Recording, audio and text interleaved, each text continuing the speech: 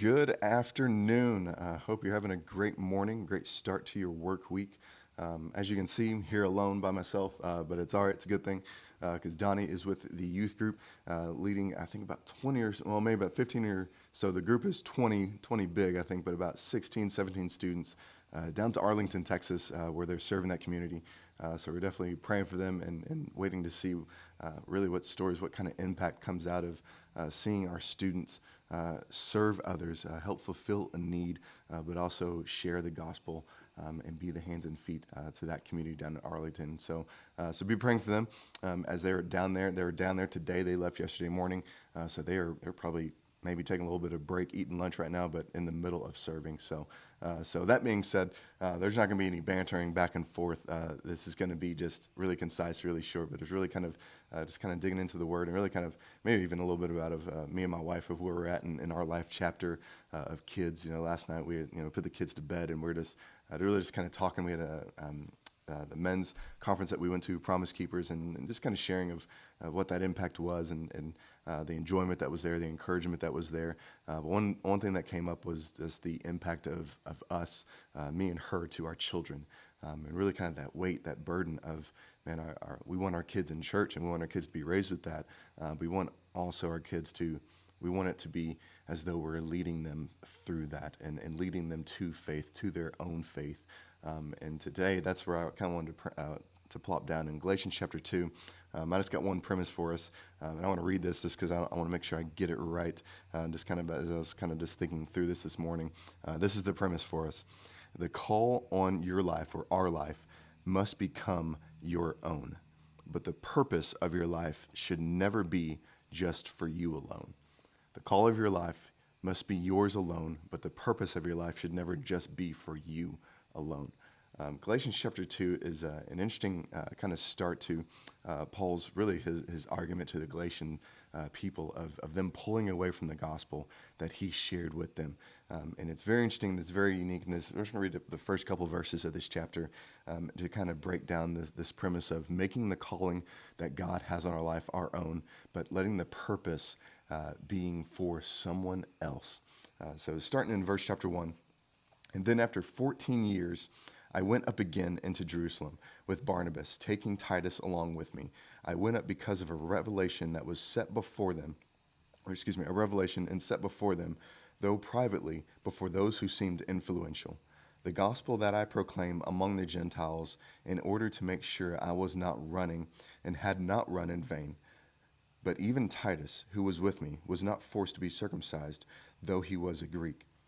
And yet because of a false brothers secretly brought in, who slipped in to spy out our freedom that we have in Christ Jesus, so that they might bring us into slavery. And to them we did not yield in submission, even for a moment, and so that the truth of the gospel might be preserved for you.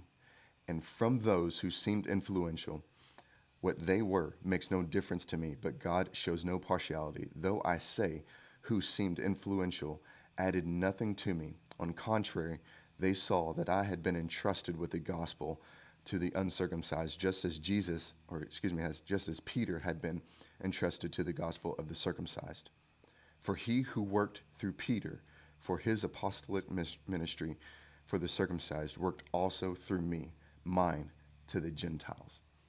Inside this element of Paul really kind of coming down, what really jumps out at me is he goes to Peter, James, and John, those who seem influential, those who really started the movement of the work and the gospel, spreading the gospel of Jesus Christ. It says that he went 14 years after being a church planner, an evangelist. And we're never really told what that revelation was, but he was urged upon to go up to Jerusalem and go and sit in front of those who had all started, the half-brother of Jesus and Peter and John.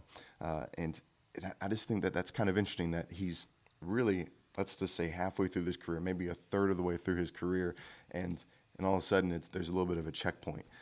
And I think we've all kind of seen a lot of people, either we've known or we've experienced ourselves.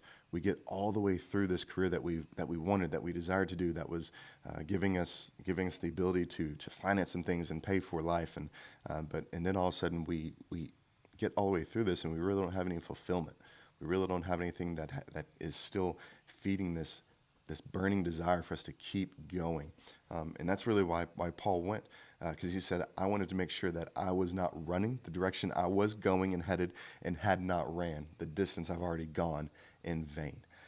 And so he goes and he sits in front of them and shares the gospel. And actually, you might miss this because Barnabas and Titus really, they're essentially, if you could say, character witnesses, because Barnabas goes to, essentially, he was known as a Jew and a faithful believer. And so he was a testament, almost a character witness to Paul of, yes, this man, although he did come up and oppose the way, the people of the way, as it says in Acts, that he could attest to the power and magnitude that he had put into spreading the gospel, and Titus, him really just replicating himself and pouring into the next generation behind him. And so this all tying into this really this calling that Paul had grabbed hold of, and he went to not really a pause, but really in this a little bit of this affirmation. And so inside this whole reality of us grabbing hold of this calling that God has on us, that we have to keep going, but we have to keep going in such a way that it's not just us who are benefiting from it. So many times when we look at the jobs and the careers that we're sometimes kind of only in it because of what we get benefit from it. But if you look at someone who has a passion with their career, not just a job, but has a passion, has a calling, you're going to immediately find out that someone else is going to be benefited, and it's probably going to be you, the person who's walking beside them or interacting with them. You're going to be the beneficiary of their work and their focus. And one element to kind of tie in this whole method of it being, the purpose being for someone else, really kind of the one checklist is, if you are going to do something and you're going to be that individual who's going to be pouring out, we need to make sure that we are not justified by ourselves, but that we're justified by someone else. That's the one way to truly know that our purpose is not just feeding this craving that is inside of ourselves. As believers, we are justified by our faith in Christ and the work that he did, not because of just the good feeling that it gives to us and the assurance that I'm okay, I'm made right with God, but it's knowing that the actions that I am now going to commit by grabbing hold of this calling, that I am now justified because it's going to benefit, one, the glory of God, but it's also going to benefit someone else of bringing them in the acceptance or even spurring someone else along in their walk with Christ. So inside this reality, he even wraps up the last passage of this passage in verse 9 and 10. And it says, and when James and Cephas and John, who seemed to be pillars, perceived the grace that was given to me, they gave me the right hand of fellowship to Barnabas and me, and that we should go to the Gentiles, and that they to the circumcised, only also to remember the poor, the very thing in which we were eager to do. And so Paul, he closes this element of, and that this whole element of justifying this action that I was justified in was because he was going to come along and help the poor, encourage the poor, build up joy inside of them so that they may continue in life, whether they were going to get out of poverty in this life or the next, but that they knew that they were going to have a community come around them because of the gospel of Christ. And so as you go out this week, make sure that you are building up the desire to grab a hold of your calling with your steps and your desire and your mind, with your life, your whole life, but that it is justified by the words of Christ, and it is someone else who gets to be the beneficiary of your actions.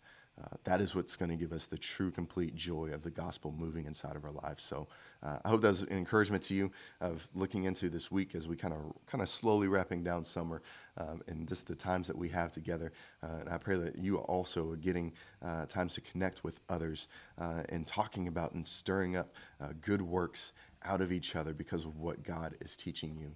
So enjoy the rest of your day. Hope you're excited for the rest of your week. And we're excited to see you here Sunday morning, 10:30. We'll still be rocking through It's Better at the Beach and kind of going into a little bit of a change up for these next 3 weeks. And so we're excited to share those elements with you. And so hope you enjoy the rest of your day, and we'll see you later.